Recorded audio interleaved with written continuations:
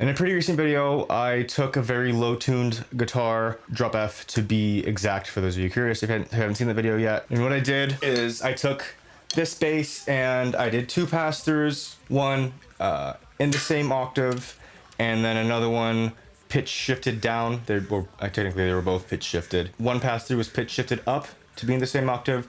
The other one was pitch shifted down. And that experiment was kind of just to kind of answer a question that I had, I guess, and to see just how different having your bass in the same octave versus an octave down would change kind of the feel of the sound. If you guys haven't seen the video, you guys can go click the link.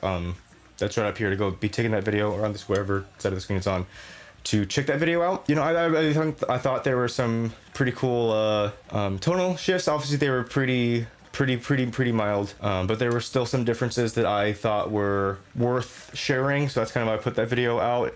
On that same video, I got two comments from two different people. Zeek and Elias are the two names, the first names. Those are the two names of the people who had recommended or made a comment. So this video is kind of inspired by those two guys. Zeek or Elias, if either of you guys are watching this video, thanks for kind of making this video possible. Basically, what their comments had summed up to, I'll put both their comments on the screen now, is basically they would take their bass, tune it to the same octave as the guitar, and add a synth bass of some kind, whether it's an 808 bass or like a synth bass or sine wave or something, and have that play the same exact bass part but an octave down. So that would be down in like F0 while the bass would be matching the guitar in F1. And I thought that was something I kind of wanted to experiment with and check out and see kind of how that sonically added to a track. And so basically what I did here is I played through a small portion of Chunk No Captain Chunk's song called Bitter. One mix is going to be with the synth bass. The second one is going to be without the synth bass. Yeah, so I just kind of wanted to do this experiment, bouncing off that previous video, doing the same exact thing, seeing how different one simple thing can change to the mix, and that being the synth bass with, again, bass being in the same octave. So up into a full mix and see what it is. Mix A and mix B will pop up on the screen when those two come. Let me know what you guys are hearing. Make sure you're listening onto a good monitoring system, whether those proper studio monitors like this or decent sounding earbuds or headphones. So make sure to be listening to through something like that. But that's enough of my yapping. Let's go ahead and hop into a full mix and see what the differences are.